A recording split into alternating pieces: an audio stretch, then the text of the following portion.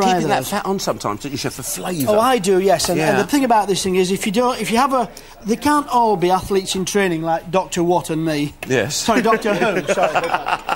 And exterminate, exterminate. All right, you've done it once. That's enough, huh? No, can't help it though. He's excited, isn't he? Doctor Who. Doctor Who. I know. I can't wait to tell. Yeah, all right. Well, must be somebody I can tell. All right, then, sorting that off, we've got loads of lovely spices. Can I get you some spices over there, or just the curry? That would be lovely, yeah. Turmeric, curry powder, bit of chilli. OK. All sounds good to me, Chef. All right, Chef, all of that will be... There we are, and we've got a little bit of... I think that'll probably be enough there, Chef. I'll put them over here. How kind of you, Chef. So, David Tennant. I mean, you know, then... We know that when women get married, they change their names. Have you got married and you changed your name to your wife's name, or why is he a McDonald and you a Tennant? It's an actors' equity thing, the actors' union. You're not allowed to duplicate a name. Oh, I see. So when I applied to join the union, there was obviously somebody already called David McDonald. So I had to pick something else. You could have chosen Harriet. That would have been quite nice. I could have chosen Harriet. That was on the list, but they wouldn't let me have that either. Alice Harriet. Alice Harriet. I'll give you Alice Turner. There you go. Alice Turner. That's quite a Alice Turner is lovely, isn't it? If I do have another daughter, which I doubt, I should remember you could just that. call yourself Alice, couldn't you? No, that's a slack name, is that, isn't it? By the way, I've changed the board over here, so just so people know. We've got chicken on there. So very important, guys, especially all you young cooks out there, when you're cooking with raw meat or anything like that, wash the board down, or please do turn it over, all right? Because you can really get loads of bacteria and stuff, and it will affect getting your hands and you'll touch other things.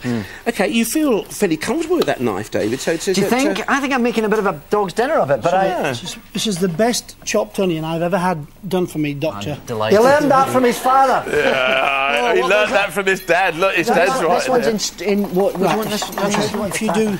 OK, I'm going to let you boys have a little chat and let's go over. We're joining Chef Nick Nair now. We're going to the kitchen. Thank you very much. And remember, Nick was going to do all sorts of things. We're looking at doing a bit of a... and why that do you call that then? We call this turnip. Turnip. We call it swede. And it's all very confusing. Because we call the little white... parsnips or turnips. No, you call... What do you call the turnips? We call the wee white ones swedes. Yeah. And we call this turnip. Yeah. Okay, so just to be different? No, because it's the right name. Don't be ridiculous. You've got the wrong name. We've got the right name. No, I'm not going to argue with you. I've got too many Scotsmen on this show today. Now, Chef, what have we got here? We've got a little bit of cream just heated up, infused with a bit of vanilla. With vanilla, egg yolks, sugar. Make a custard. And custard's going to go that's our lovely vanilla pod, guys. You can buy them, and you don't need to use that sort of the essence or the extract. Well, certainly you can use the extract, but not the essence. The essence is nasty stuff. And as our chef said, he'll pour that on top of the egg yolks. Sugar too, Chef? There's a little bit of sugar in the yolks in there, just a tablespoon or two. OK. OK, so we're going to get some butter out here. We're going to get the broth on the go as well. OK, butter, broth, all sorts of wonderful things. I've got the leeks here, Sandy. So the leeks going to get the broth in here. So leek in here. And I just need to I need a bit of tatty for the broth. Right. And the rest of it I need to go into another pan in here. Okay. Chef, I need some boiling water on there. Thank you very much. That's it, thanks, Sandy. So we've just got to get all this on ends, otherwise, because everything takes no problem at all. I understand you. Once you get in front, you can talk to me. Cook the potatoes, and then we'll mash them down. Aye. OK, we're cooking the turnip here. We call this neeps. OK, neeps. OK, and then we're going to mash it down. In fact, we'll mash it down with that splendid ricer thing here. Squeeze it through there. OK. So we need to get those two on the go, and then in here we've got the basis for the broth. So that is the leeks and some of the turnip. OK, 14 minutes, 14. In here.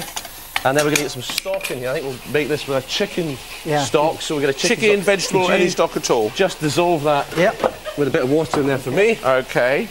Doctor Who's having a TARDIS, not a TARDIS moment, it's a new thing. I've got a machine. I've got a machine. He's got a machine. Yeah. It's going to be a new baddie. That's it, the Magimix baddie. You don't have one of them in your telephone box, do you? Certainly don't. Your police box. There we are. Fab. All right, did you always think that he was going to be a star on television or an actor? He's not taking this show seriously. As I can remember, he was interested in acting. He kind of acted from he was very, very young. And indeed reenacted Doctor Who. So from early days, he wanted to be an actor. But like good parents, we said, look, do something sensible. And all the way through school, it was, come on, David. You know, he was good at school.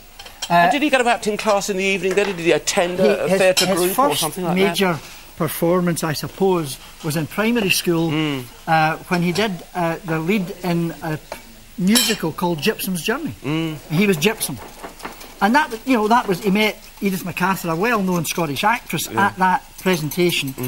And Edith said at that time, someday, David, we'll be on stage together. Now, he was 11 at the time. Wow. They've been on stage a real insight at least twice, Dave, with Edith. What's he talking about? I'm talking about you. I've got time, it's really important. You're all embarrassed now, aren't you, mate? You're Anyway, embarrassed. Edith was persuaded that they'd be on stage together, and they have been at least twice. Fulfil that dream. Yeah. Then he went on to be in the junior Royal Scottish Academy of Music and Drama classes on a Saturday. That led on to the first, I think, real performance in terms of television was a film, an anti-smoking film made for the Health Board. Wow, and that was the beginning. Yeah. And you saw the potential there. You see, we're finding out all about you now, mate. It's all lies. It's all lies. I tell you, you're lucky he hasn't gone back to the nappy stage. I'm sure you're safe. But it's coming. If we had more than 20 minutes, I'd be knackered. Nick, tell us what's going on here. Okay, then, so this is the quilty dumpling. Just cut this into pieces here. Remember the egg custard, guys? Remember what the chef started on? He just had that milk boiling up, infused with the vanilla, the sugar, the eggs. He's cooked that out now, and that's the base of it. Right, so I heated up this thing in the oven, and then we're just going to put these in. Okay. Now this looks a bit sandy. It looks a bit like what my mum used to bake as a real Jamaican pudding. What goes in there? Because it's quite heavy, isn't it? Yeah, actually, for some poorer Scottish families, it used to be the main meal. It has beef suet. Yeah. Half pound of beef suet. It has a pound of currants, a pound of raisins, a pound of flour. It has cinnamon, ginger, and mixed spice. Wow, it does sound like my mum. Eggs and milk. Yeah. Once that's all cooked, it really is near enough a full diet. Sure. So some Scottish families would have a slice of that as their main course. Yeah. But we now use it, as Nick I'm sure is going to show us, in different ways. It makes great puddings, but it's also great for your breakfast. Yeah. You know, in the oven or Fantastic. in beside your bacon and egg. Yes, lovely stuff. Right. Lovely. Oh, now, David, what about you? Do you take after your dad in the cooking department then? Do you like that? I wouldn't claim to be quite as accomplished, no. There's a couple of things I can do. I can do bits and pieces, but... Well, you've got time on your side, mate. That's what I say. And it's like most actors. You work a bit, then you stop a bit, and you work a bit, and you stop, didn't you? That's why we try to encourage them to do something else. You can never tell. Lovely talking to you, Sandy. Okay. Nick, I'll come back. We'll talk more food about what's going on, but we're back in the green pepper kitchen, guys. And it's halfway now, chef, so let's find out what's going on down here. Right, so we've got the rice cooking here. That's doing good. Let me get another pan on with double cream, please, okay, chef, for the pudding when I get there. Lovely. Right, so we've got the rice on there. We've got a fryer on here. This is for the frittata. We don't need that just yet. In here, I've got the curry and the stew just cooking. So just give me a bit more space to work over here. Okay, and you put the peas in that put curry the peas too? in the curry. Yeah. And then I've got the haricot. Then I'm going to put the peas in the rice for the... Beautiful, beautiful. Right. And what about the rice, chef? Any full, stock or just plain water and salt? Just water, because I'm going... No salt, because I'm going to take some out to make some sweet in a minute. Okay, we're going to make a little bit of a sweet dish. All right, then, just to kind of help it along. In an ideal world, you'd use the old short grain rice, which absorbs that much more. I think it's like 4 times the amount of water than a normal long grain rice would absorb.